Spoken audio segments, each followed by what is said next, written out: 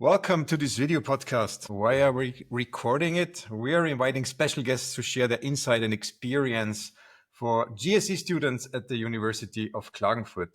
GSE stands for Game Studies and Engineering, and it is a master's program at the University of Klagenfurt in Austria. Today, we are stripping back on graphics, the physics engine, the complex code, and looking at pure game design elegance. We're talking about chess, a game over 1,000 years old, played on 64 squares with 6 types of pieces. Yet its simple rules create staggering depth, perfect balance, and a strategic landscape that people dedicate lifetimes to mastering.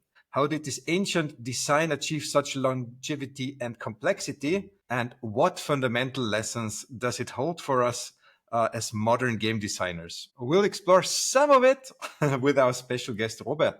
Welcome, Robert. Can you say a few words about yourself? Yeah, hello, Matthias. Hello, dear students. Thank you for having me and giving me this opportunity to talk about chess. I am international master in chess. So this is a quite high, second highest title you can achieve. I was member of Austrian national team in chess from 2006 until 2018. I'm working for Chess Federation as coach and trainer, also about since 2012 or 13. So yeah, that's me. I started with chess very early. We will speak about later. And chess is at the moment like the source of income and what I do for a living. Yeah, so I teach, I play. Yeah, I just have chess as most important point in my life. You have chess running in your veins. Yeah, not so much anymore because when I was still active player in like this time I spoke like 2018, yeah, I was really traveling a lot, playing chess tournaments in mostly all over Europe. But this is now not so much the priority. More now it's like just teaching and giving classes also for beginners, also for experienced players. So this is now the focus. Awesome. Thank you very much for settling with us in this video podcast.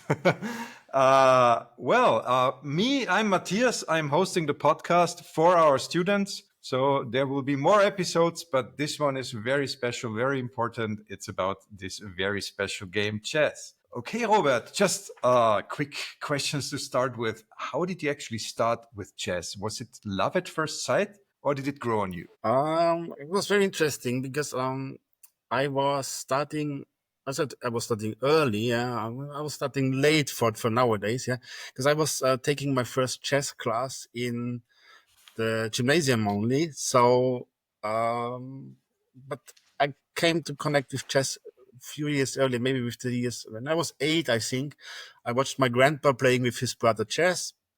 And then I thought, okay, it's interesting. Not only play cards in the evening, maybe let's play chess. And he showed me the basic rules and we played some games, but actually I could never beat him.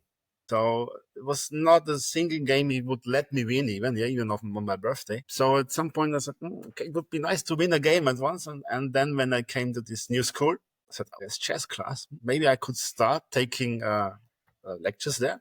In order, maybe then it's possible I can beat him. Yeah. So I could not imagine beating him at that point. But actually, like after 2 months of chess class in the school, I could beat him. And from then on, I improved rapidly because I had this prior knowledge already from learning the chess at home. But then in school with this training and the concepts and a very good teacher, I improved very rapidly. And I think after 2 years, I was already on top of the region. So I come from Styria, from Leoben. So I won my first regional championship at the age of 13, despite starting only at 11 to get these classes. So that's why I was very motivated to improve, working very hard. And so it kept me for, lifetime. I'm still maybe not so motivated anymore like I was when I was a kid. But of course, the priorities also change. So. Okay, great. I can relate to that. I learned chess from my grandfather too, and he was actually a carpenter and made my first chess set. I still have it. Very nice. That's very nice. Yeah. So, but I'm not too much into chess, so I just played in school a little bit, 1 or 2 tournaments, and then basically stopped. But what is it about chess that captivated you long enough to dedicate your life to it, both as a top player and as a teacher? What's for you the core appeal of chess? So first, I think because I was just very good at it, or I had the feeling I'm very good at it. And the people get the motivation out of something when they have successes. This was the first part, and later I realized I really like to teach about chess and help others to improve. So that was when I thought, okay, let's do this class for coaching, go to the BSPA and get a degree for. It's not degree from a university, but it's like this sports instructor degree, and work as a coach. So from more playing, I took this next step, which is quite normal. Like in every sports career, you have this term when you play a lot or you compete a lot. Then, of course, also when you get older, you're not that competitive anymore. You will start the younger, more motivated, or even better players. And so always this is for the Austrian chess, for example. When I was playing until 2018, we had players. They were already almost as good as I was, but they were just 14 or 15 years. So I said, okay, it has to be that in 1 or 2 years you will surpass me and you must be much stronger than me. Because just from where you are now and where I am now, it's the logical way. Sometimes you will be the player. Maybe I could help you as a coach, maybe not. But so yeah, this is just the logical steps. Then after being player, you will get the trainer. And now I'm happy to help uh, students to get better. Also happy to teach to players, or not players, to people that are not really familiar with chess or just starting chess. I will also teach them the basic rules and make them improve these first steps. So it's just this is the part of chess coach. Yeah? You have students of different levels, and you have to give them the different lessons or classes and so on.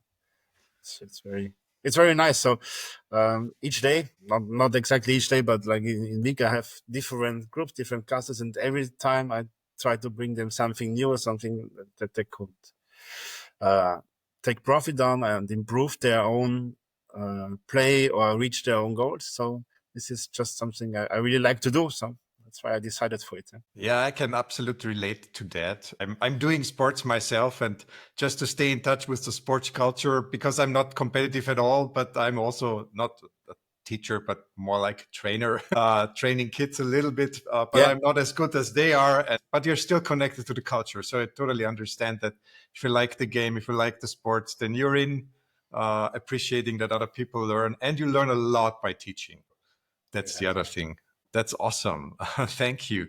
Of course, we are talking a lot about game design here at the university. So, from your perspective, what makes chess unique in terms of game design? Why has it endured so long? This is a quite difficult question for me, but I can only think that this chessboard with its limited 64 squares and these 16 pieces, like the way it's played now, it's not 2000 years old, but these rules came very, okay, not recently, but just a few hundred years ago. But it's a very balanced game. It's a very balanced game. So even now, with the help of AI and very, very strong computer programs, if two humans are playing against each other with no help from outside, it's still just a very balanced game as long as they are around the same level. So it's just very, very, how can I say this? It's just very good game if the players are at equal level. So to beginners play, they will have a lot of fun. If two very strong players play against each other, the game is different for them, of course, like in every game. Yeah, if there's mastership, so they're very good. They will have not so much fun playing an amateur or playing an absolute beginner, but if they're playing against each other and these concepts of play against each other, who will succeed in the end? Will it be a draw? Will there be someone who takes too many risks? Also, so it's very, very, very interesting for like everybody who is a little bit connected to it. And you can play this chess like now we have kids playing from 5 years. You can play it when you're 85. I mean, for example, my students, the youngest one is 6, oldest one is 86 years now. And even they could play against each other because they are around the same level. So both will have fun and enjoyment if they will play against each other. While let's take some I would always say some real sports, some other sports. Yeah, if you have this, for example, let's take running, yeah, or something, yeah. And the 5-year-old against the adult or against the 85-year-old, it will be not so fun. Yeah? But chess, simply as a sport, very competitive, and as a game, very funny, because you can spend hours and hours in just one game and think about strategies, decisions, or simple moves or concepts you want to apply, and it will never get boring. Okay, but that's a So very interesting thought, actually. So I never thought about that, that it still engages people, even if you're a pro, but also for beginners, which I have often yeah, problems with games because beginners are not good at games and there is this high entry barrier. But I mean, it's long ago that I learned chess, but as you say, if you're a beginner, you can still have fun with it. So you that can sounds have, great. actually probably you will have more fun because it's just you do it because you like it. It's fun, yeah. Like if you're a professional player, you also do it for income or for other things, yeah. So this fun will a little bit decrease, obviously. But if you, like, for example, you meet with friends, yeah, and you have you talk about things. You play a casual game of chess. You do it because it makes fun, yeah. Because otherwise you would play something different, yeah. So this is the most interesting part. The important thing is, like, everyone, if one is mm, improving very fast, the other not, then the fun will decrease, of course, yeah. Because for both, but as long as they're around same level, it's just perfect, yeah. And that's the interesting fact, because when my students play against each other and I watch this, like, this move, how can you do this? Yeah. But they don't even notice how bad these moves were. Yeah. So for them, it's, oh, this is very interesting. You did this. You did, nice. So that's why this fun, which is generated through playing this game. Yeah. I mean, of course, you have to like to play this game. I mean, it doesn't make sense if you're not liking board games at all. Yeah. And chess. Yes, it's fun. No, it's not. But if you are into that, you can have lots of fun. And because one game, it could be finished in 3 moves, but it could take 100 moves. Yeah. And you could spend like 2 hours in one game or 4 hours in one game. So it's just very, very, um, easy at some point to some extent, but complex at the same time. But we are not playing the same chess. These complex situations or these complex games is between professionals, but very easy for the amateur players, for the beginners. And so, like, everybody can have his a fun experience in playing chess. And of course, you are learning in chess, or you're trying you're pretending at some point you have to think about this, your decisions and the future. What will happen if I do this? If you do that, and so that's why it's a very good game also for staying fresh in your brain. Like, for example, Okay. for older people I teach chess, yeah, they do it mostly to stay fresh in brain, that they have something to think, that they learn something new still, yeah. But they are not going to play the world championship at any point soon, yeah, or playing a tournament even. No, they do it because they like to challenge the mind and the brains still in old age, yeah. Yeah, it's While a little bit like Dr. Kashimawara's brain training from Nintendo Switch. No, DS, I think it was. yes, exactly, like these games, yeah, or take the Sudoku from the newspapers, yeah. So you can say, what is the point to fill out these Sudokus and things? But okay, if you manage to have success, it creates some happiness, yeah. And you really have to think hard if these puzzles are hard. So it's a challenge, and after you succeed, you get even some reward, yeah, for yourself. So, and same is in chess, yeah. You could also solve chess problems, or chess, like, not playing. You get some position, you get some picture of a position, and you try to solve it. So it's just working in your brain. And so also this is very fun. Yeah. I It's also, because, say, not expensive to play chess. Like, you can get a chessboard in stores for like 10 or 15 euros, and you could play with it for a lifetime if you take care about it. Yeah. Ah, Or that's also. you can play on internet. Yeah. It's totally free now. Yeah, that Um, actually that leads to my next question, yeah. because I wanted to draw a connection between how to find players that are at the same level, but you already said it. So we always try to say that internet revolutionized everything, but most Yeah. likely chess has not been revolutionized, but finding other players maybe has. So what has changed in the landscape or in the community of chess with the online availability of it? Yeah, a lot actually. So, like, if you take before the times of internet, yeah, if you want to have a game of chess, You have to go to your club or to your cafe or wherever you could meet with your friends and play over the board chess. Now you simply open your phone, you open the chess app or something, you press on play, and immediately you will get a random opponent from all over the world. Like at the same time, probably 1 million people are looking for a casual game online on platforms. So it's just very easy. You hop on the bus and you open the app and you could already play game of chess.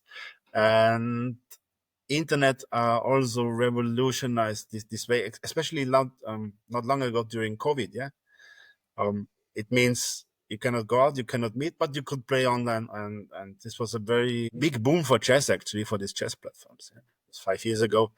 The numbers of players playing online not only increased, I think it exploded in some sense. Yeah, so and many people fell in love with chess for casual reasons. Not they don't want to compete in tournaments. They just like to play and spend their time with something they like doing. And because the rules are so easy to learn, like really easy, every kid could learn it in like 10 minutes maybe. It's just easy to get started with. Do they And incorporate tutorials in the online yes, very systems? good tutorials actually. Yeah. So like you have video lectures or interactive lectures. Like you click on something, then you will get feedback immediately, and then there will be the next question, the next question, next question. So it is a very, very So it's also an easy now. onboarding platform for ongoing chess players, or if you want to try it, it's a very low entry barrier. Yes, very low entry barrier. So there's even one platform is totally open source and free. You just need to register. The other platform is, these are the two biggest ones. Yeah. The other platform wants to get you some premium mentorship at some point, because then you will get much more content. But also this platform offers content for free, like I think maybe 100 hours of video lectures. And there's also YouTube, where there are content creators giving away free content, free tutorials, free not classes in sense of interactive classes, but okay, still some lectures. And it's a very, very easy now to learn chess, and very easy to find players to play with. Also, because your question was how can I find players at the same level, all these platforms have their internal rating system.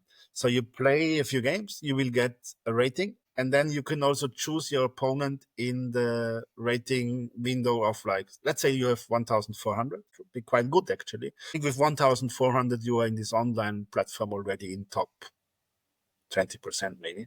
And you want to choose an opponent who has 1,500. So you set this filter, said, okay, my opponent should be 1,500 or 1,600. You press play and you will find somebody who fills these requirements.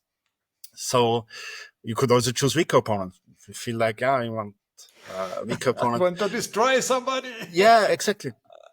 And what is also offered on these platforms is that you can play against bots. And also these bots are with rating. So, like, as you know, if computer program is unchained, yeah, it will destroy everyone, even the best chess player. So again, comparison, we will speak about rating later, but the best chess player has maybe 2,820 rating. The best computer program has 3,700 in rating. And to compare this, my level is 2,300. Now, so my best level was 2,450. Now it's 2,300. So the difference between me and the world champion is smaller than the difference between the world champion and the best computer program, just in these numbers. Yeah? But you can, these engines or these computer bots, yeah, you can set them their rating. So you say, okay, I will play this computer program and I want it to play like on level of 800. Okay, it will play like 800. It will drop all the pieces if you attack them or if you want to take them. So you will have immediate success. Or you will want some challenge and you said, okay, I want to have it with like 2,200 rating. It will be quite decent chess. Or you set it for the world champion level. Okay, it will absolutely destroy you.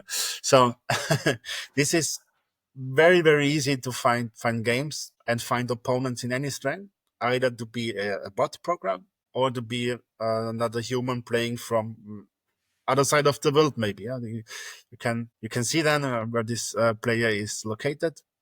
So we'll have a flag and say, okay, this one is from Austria, this one is from Japan, and then you play against each other, and so this Nice. is okay. Today, That's very actually easy. Yeah, very easy to start or to get involved with chess. Yeah, and also to get hooked onto, because these internet platforms, of course, they want you to. Okay, first of all, they want you to play, but then they want you to invest the money, and you could really easily get hooked on chess because okay, it's just in one another game I will play it, and then okay, you will lose this game. Okay, I cannot stop when I'm losing. I have to continue. Then you win, and then and so on. And the next time you check, you've played 4 hours on the internet. Yeah, like maybe 50 games or whatever. Yeah, and the day is gone. Yeah, so this is very very easy and okay.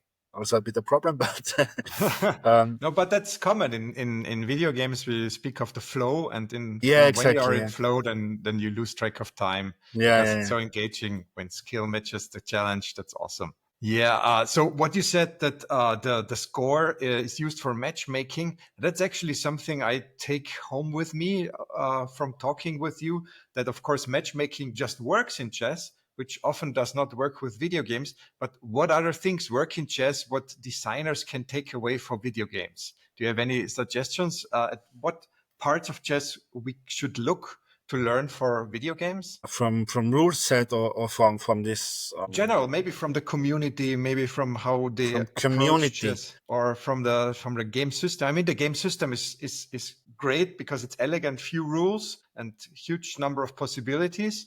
Yeah, But also how it is played. So any lessons you can immediately think of. That's what I'm missing in video games. that's what I'm missing in video games. I mean, chess per se because it's like turn based. Yeah, so I make my move. I have limit amount of time or unlimited sometimes. Yeah, then you. So this turn based video games, I don't know if they're still in. So when I was like young, it was a lot of like Fallout, for example. This Mhm. game, yeah? It was turn based at that point. Yeah, now it's more like interactive. Yeah, and one on one immediately action. So this turn based, it has some strategic thinking when you have time. Yeah, okay, now I want this in 3 moves. I want to be able to do that. Mhm. Yeah. With the what is this? It's called this one on one. There's of course some naming games that is when like this games like what is. I don't even know the newest game. So this one online game everybody's playing. When you jump on Fortnite. some Fortnite, yes, exactly. Yeah. So also there's maybe some thinking, yeah, but it's not turn based. Yeah, not yeah, I do this, and then after 3 moves I can do that. Yeah. So it's like more action and quick thinking. But in chess, you still have chess similar games. You still have the possibility to think about developments and take time of okay, now I do this because in 3 moves I want to be able to have in chess like I put my knight here because in 3 moves I want to attack this pawn, for example. Mhm. So So strategic for thinking compared to yes, this dexterity-based games like Fortnite, where you might exactly. have a tactical approach, but the strategy is missing in some way, No, especially over different games. I think it's also strategy, but very very fast. Yeah. So you have Okay. this. Also in chess, you can limit the amount of time you have to think about your decisions. Yeah. Like in we have this classical time control, yeah, Mhm. which is if somebody is not connected with chess at all and I tell him, yeah, you have to make 40 moves in 2 hours of time. Then it's, look at how what do I do with this time? Yeah. Yet it will happen in almost any of these games that at some point people are very low on time because they spend thinking this 40 moves so much time. Yeah. Then you have faster time controls. You have rapid chess, which is less than 1 hour you have for the game. Yeah. You have blitz chess, which is less than 10 minutes for a game. And especially online, you have time control. This is called bullet Mhm. or even hyper bullet. So hyper bullet, I think, is 30 seconds for the whole game. So you have to make these decisions very, very quickly. Yeah. And rely on intuition and pattern recognition, what you've seen already. Yeah. And so this is different. Maybe this is very good for other games. Yeah. To have this time running for your decisions. Yeah. If it's turn-based game, of course, because it doesn't make sense in a Fortnite game style. But also you have time. Yeah. This map will get closer and closer at time. So that's why you can put pressure on players, of course.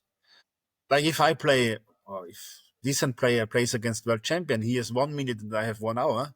Probably there is a chance I could trick him into something. Okay. I'm not 100% sure, but with 1 minute he should not be able to beat me. Yeah? Okay. But maybe he is. No, but this is something you could take from it to add options which could make it more difficult for the stronger players. You have this in chess, not so common, but in shogi you have, for example, in shogi you have different rating system or grade system. Yeah, like in this you have dan and q, and like if very good player is playing against very weak player, he will give piece odds. So he will play without the rook, he will play without bishop, which are the strongest pieces in shogi. So the weaker player starts with overwhelming advantage, but still he might lose, yeah, and he will lose very often.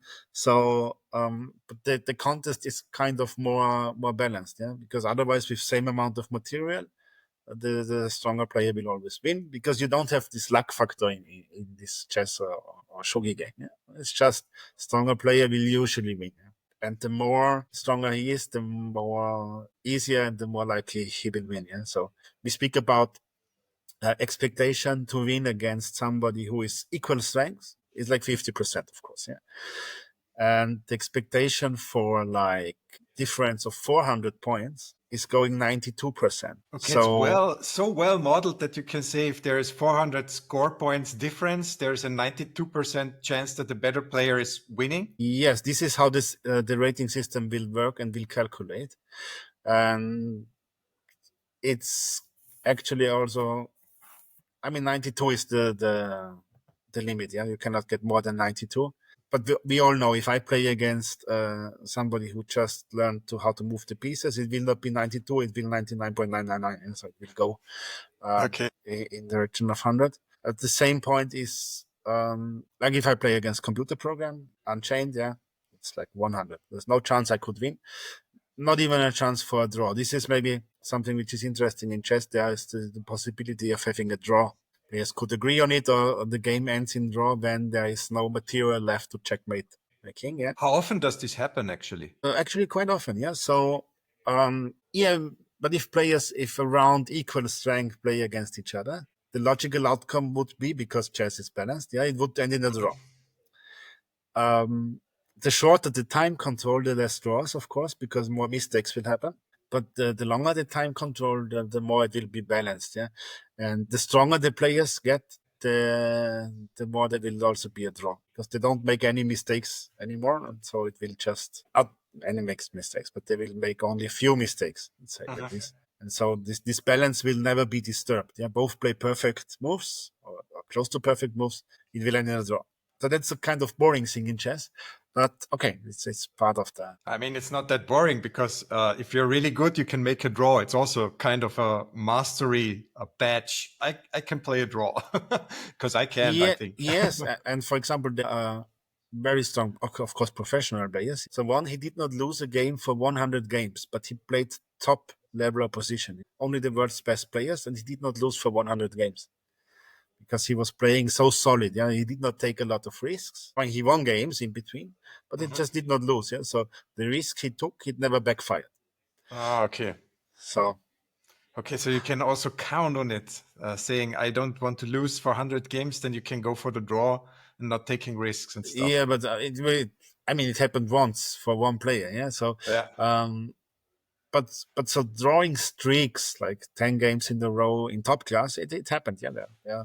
These very, very solid players, they don't win often, but they practically never lose. Yeah. So because no, you can choose a path at one point in the game. Yeah. You will take the safe approach. You will not win, but you will not lose. You take the risky approach, and 3 possible results are going to happen. Okay. Interesting. Yeah. I didn't know that. That's actually pretty cool. Yeah. Can I follow up on that with a question? You already said the time management. And so if you change a few rules of the game, it totally changes. And when we had a talk a few months ago, you mentioned that there are very interesting mods or changes to the system and people play them, like Blitz or Hyper Bullet or what you already named.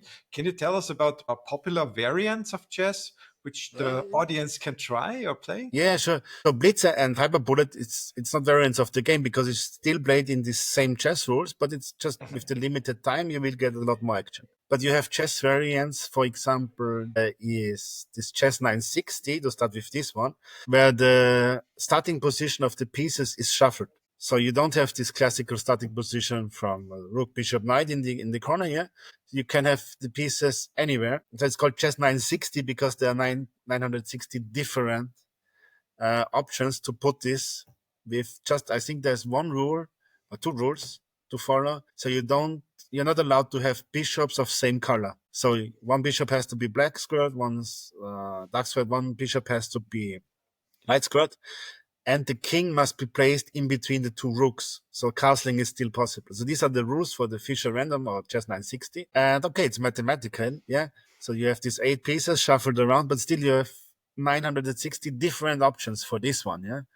So, which means this variation creates lots of fun because you cannot simply learn what is the best moves in these 960 different positions. You cannot. Yeah. For example, the standard position, which chess is played, yeah, top players, they know everything in these openings. So they know how to begin, how to proceed. They know 20 moves of opening theory in like any position or any opening, which is something quite extraordinary, but also which makes the game boring. Yeah. So this chess 960 creates a new dimension of games because after 3 moves, maybe even earlier, players have to think on their own.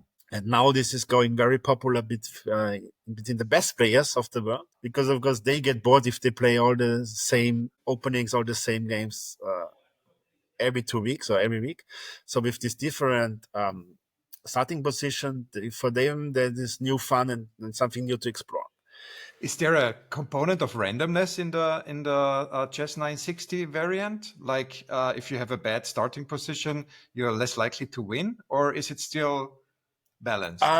It's still balanced, but there are some starting positions which tend to favor white because white has to start the game, of course, and could maybe take more advantage out of it than in normal positions. Especially there's some things when the pieces are quite clumsily placed, like knights in the corner or so, and some pawn directly is unprotected. So I could gain the advantage if I try to attack because then you have to defend immediately. So there are some positions that are advantageous for white. And I think in these very top tournaments, they cut these positions out and they choose the remaining positions from random number generator. So which they start the games. Okay, so you have all the positions that are valid in a database and then roll the die. Okay. And they say, okay, now today we play position 444, something, yeah. Okay. And then it will pop up on the screen and this is how the pieces are set accordingly. Okay, but this is the very one big mod, which is still chess, of course, yeah.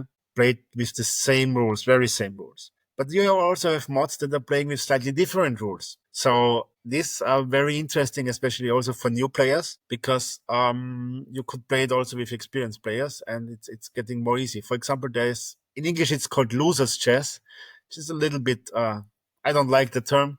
In German, it's much more fun because it's called Fressschach. Mm-hmm. And it means you have to capture, when you are able to capture something, you have to take it. So you have to do this capture. And winner is that player who manages to lose all his pieces. So it's very funny, yeah, because it's had nothing to do with real chess, of course, because in real chess you are maybe you want to protect your pieces and don't want to catch you get that captured by your opponent. But here it's completely different, and it's of course very fun. Then there is a variation that's called atomic chess. Mm-hmm. And in preparation for our podcast, I was checking a bit on the platform. And 3 days ago, there was the championship of atomic chess on one of these platforms. And it was very, very fun to watch because I know a bit the rules of atomic chess. I played, of course, when I was kid. And the most important rule is if you capture something, this piece, you capture your own piece and all the pieces around, so they will explode. And this means if something explodes next to the king explodes too and you win the game. So these games, they could be decided in 2 moves. Yeah. If you let me capture something next to your king, it will just explode and the game is over. So this is one very, very funny variant.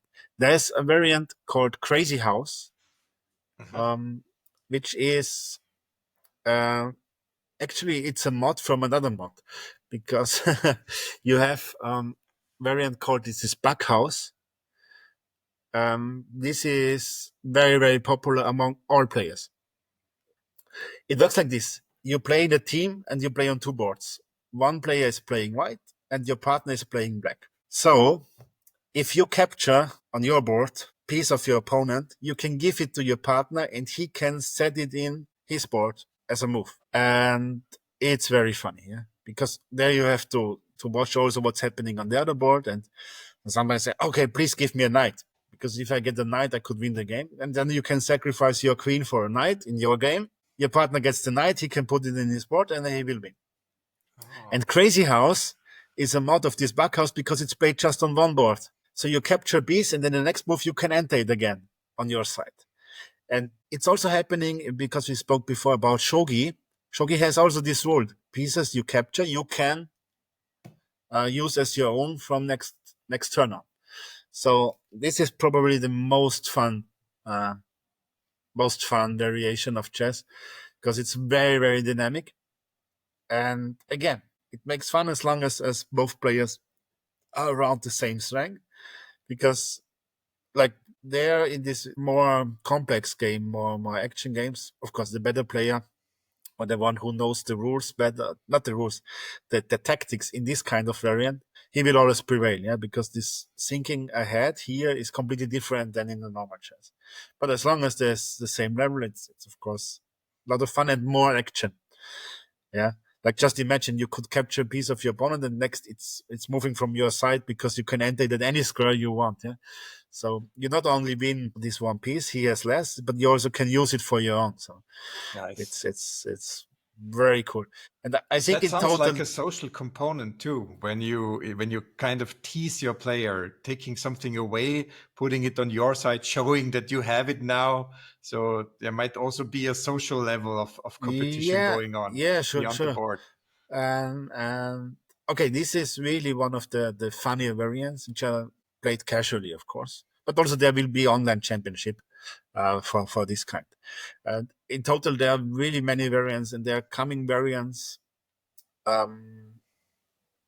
like ideas how to mod the game, and then it will be popular or not. For example, there's I think it also came during COVID or maybe after, there's duck chess. So you have, I mean, you can play it live too, but the internet is easy. You have all these 16 pieces, both sides, but there's an additional duck on the chessboard. And the duck moves like the king, but you can take this duck, or you can make a normal move, or you can move the duck. So it's again very, very funny, and it's some special rules with the duck. I don't even know, but I saw somebody playing it. It's of course very fun. What does this duck here to do? Yeah. Or you mod one of the pieces, so you can say you add an elephant to the game. Because okay, in beginning of chess, in this chaturanga, you had elephants, yeah. So now you have elephant, which is maybe it's moving like rook and knight or rook and bishop, something like this, yeah. And by creating these new pieces, you get a completely new game with new strategies available, yeah.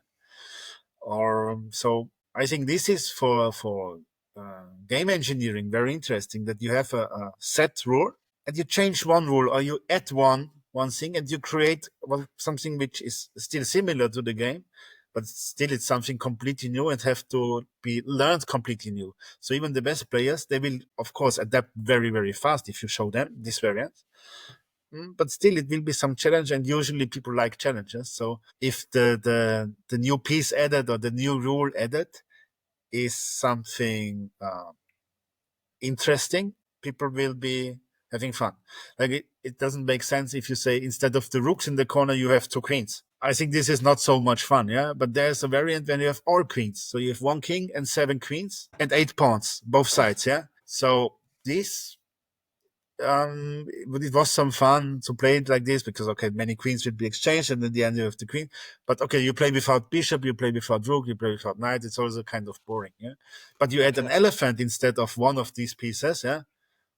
oh my God, okay, now it's interesting because you have not 5 different pieces plus the king you can move. Well, you have 6. Now it's a new dimension. Yeah? Nice. Or like these variants with, I said, this crazy house or losers chess. Actually, 2 days ago, I thought about another variant that would be very cool to play over the board. Probably somebody had already this idea, so it's not mine, yeah? But you could just say, you could change rules even during the game. Yeah, so you start the game normally and then say, okay, from now on, the knight does not move like the knight. The knight will move like a bishop. And in contrary, the bishop will start moving like a knight, which, okay, it sounds fun. Yes, but it is. But it will be so challenging for your mind because now you have this knight, you will always want to jump. But now it goes on these diagonals. And the bishop, who is not allowed to jump, he will jump like a knight. And he will get, okay, the position will also get a little bit more complex. But for the human mind, especially for experienced chess players, it will get a real mess because always they will want to move like the pieces they are, I know. But now it's changed. Yeah, also the balance shifts. I mean, if you position your bishop and your knight and then you switch it.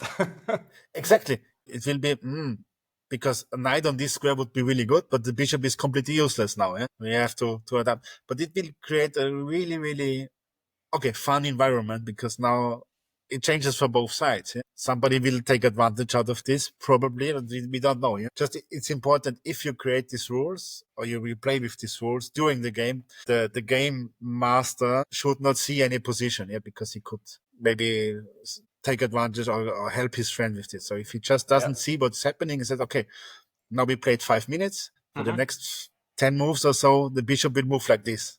Okay.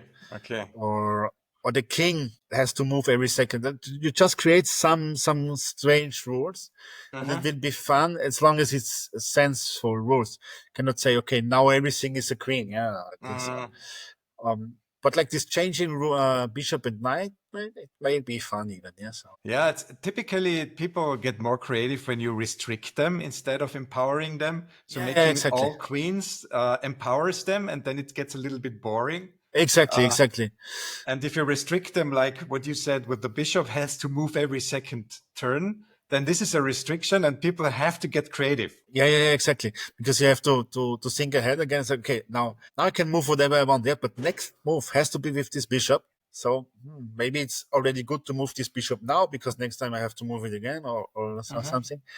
Okay, this is just one rule, which, I mean, I created it now 3 days ago. I said, okay, might be fun. But you are, of course, unlimited in creating new rules to chess. And if they make sense, if they fulfill some kind of enjoyment for the players, I mean, this atomic chess or this crazy house chess, it was invented at some point and it stayed because it's fun, And this 7 queens chess, it's called power chess. Okay, it's fun if you play it once in a while, but I would not want to play it every day. But crazy house also, I could play every day. Or back house, because also there's this component of 2 against 2. There's kind of team competition. Of course, this is very fun and people love to play it. Yeah. So that's probably the thing. If you engineer something and you take from already game that has already its rules, must not be chess, just some any game, and you try to change just a little bit to make new options available. To consider that it has to be not completely changing everything. And also there must be some fun in changing it and applying these new changes. Because if there's no fun and you have this new additional rule, the players will say, okay, yeah, it's nice, but I don't want, so let's play normally or let's play another variant. But if it's like adding fun, I think then it's the most important part, for the games, because you want to get the people playing it to get hooked onto this. So that must be fun, It doesn't matter, like if say, okay, now from next move, if white has, or if one player has this option, he will win the game. It's not so funny, But small changes, small changes keep it engaging. Yeah, they keep it engaging, yes, and interesting. And especially if you don't know, like you have some 5 random rules which could occur at any time in the game. Now you're waiting. When is an announcement coming? What rule will be changed? And you have to try already to be prepared for everything. So maybe you put your pieces already in a different way if you know in the next 2 or 3 moves there might be this rule change of knight and bishop change. Maybe we will do this. And you had that already before. So this, I think it will be fun. But of course, the biggest fun variations, as I said earlier, Crazy House, Backhouse, Losers Chess, and Atomic Chess. These are the four grades. But there's also another one which I want to tell you, which is very easy for beginners. There's a game variant called 3 checks win. So the first player who gives check for the third time will win the game. Sounds easy, yeah? Okay, there's strategy, of course, involved. Because, of course, you can make a move, you can go out with your queen, you can sacrifice your queen, you get the first check. But without the queen, it's very difficult to get another 2-3 checks, while the opponent has all his boards, all his pieces, and he can start giving checks. So even if you lead maybe 2-0, 2-0 in checks given, you can easily lose if you sacrifice all your material before to achieve these 2 checks. And then there's a game called King of the Hill, which is very funny. Could you imagine what could be King of the Hill? Yeah, I mean, I know it from the 3D games, from the first-person shooters, where you basically try to get up and then prevent everybody to get up to you. Yes, it's almost the same. So in King of the Hill chess, the goal is to put your king on one of the 4 squares in the middle, called the center. Ah, okay. So these squares are called E4, D4, E5, and D5. And the goal is you reach one of these squares with your king, you win the game. But of course, it's very difficult to reach because the normal chess rules apply. So you cannot cross a check, you cannot go if there's one of your own pieces. It gets very funny, of course. And King of the Hill, because you have to reach this squares. Yeah. Okay. Now this is the last option which we have. It's called Horde, maybe Horde in English. Yeah. And let me guess, let me think. That sounds like player versus evil. Yes, it's like 40 pawns. I think 40 pawns. No, pawns are playing against, so white has 32 pawns. Black has the normal pieces. White wins if he can promote his pawns, get material, and checkmate the black king. Black wins if he can capture all the white pawns. Ah. And this is also very funny. Yes. Also, you wouldn't believe it. Also, this game is kind of balanced. Crazy. Okay. Yes. I think so. It's kind of balanced, but of course now also engine can play it, which makes it a little bit more predictable. And I think maybe it's not so balanced. Maybe some side has considerable advantage and chances to win. But of course, if it's human player against human player, it still be fun. And there is strategy in this game. Also, nowadays it's very easy. Even in the complicated variants, you could find strategy because you let play one computer program against the other in Monte Carlo modus. And then, okay, you will see what is the best, what are the best moves, what is the best strategy. And they play thousands of games in seconds or in minutes. And you make 3 out of these games and you will see what is the best. But okay, again, it's no chance to memorize everything. So you have to rely on intuition and tactics then again. But maybe this is also very funny variation. So now we spoke about 7 or 8 variations. And I'm sure there's option for like another 100 mods to create. So maybe you can ask your students if they have some ideas. Yeah. If they're familiar with chess, or even if they're not familiar with chess, it doesn't matter. Yeah, if they're creative, they may find something which is actually funny, yeah, or could make it to a completely new and interesting mod of this game. Yeah. Nice. Yeah, thanks a lot. So speaking of students and chess, what would you recommend where to start? If somebody now says, okay, what Robert said totally makes sense, I want to be a chess player, where to start? Of course, start in the internet. It's the best option, yeah. And check out these chess servers, yeah. You can make advertisement for them in Sleep Chess and chess.com, or you find something on YouTube. Or if you want to learn chess in a class, over the board chess, yeah, there might be, I mean, I'm quite sure there will be, in next term, in winter semester, there might be some class from UC. So we will start there. I spoke with the director of the University Sports Institute last week, and we will create a class next season, so in winter semester. And other than that, just try to find players to play with you. You can come with your friends. You can go to, I mean, there's probably, you know already, if you don't know, you will hear it now from me. There's this chess museum in Klagenfurt, located in Südringen. The address is Weidmannsdorfer Straße, 162, but it's near the Südring. And there's a whole cafe where your chessboards are on the tables. You can go there and just play casual game of chess. And if you're lucky, you can even find me there because I'm holding lectures there, I'm giving classes, organizing tournaments, playing, of course, as well. And this would be some kind of start to get connected. Get to me if you want. Yeah, this is absolutely fine.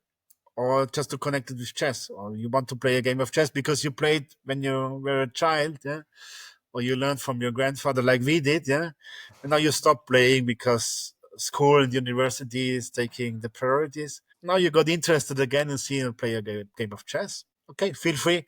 Can contact Matthias and ask about my contact, so you can just go to the chess museum and try to find me there for a game of chess. And of course, I hope next term we can see each other in this University Sports Institute class of chess, which I hope we will start. Awesome. So we'll put it in the show notes, the address of the Chess Museum, which is very on nice. the crossing of Weidmannsdorfer Straße and Süttring, more or less.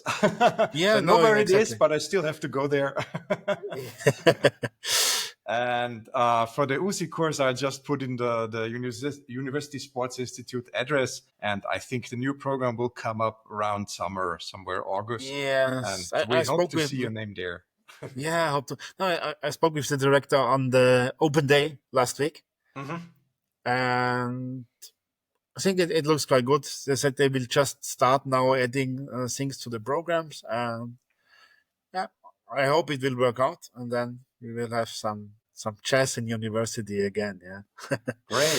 Great. So thank you very much, Robert. I'll just move on to the feedback block to end the show. So if you want to give feedback, you can use the platform where you're viewing right now, like YouTube or Moodle, depending on where you found it.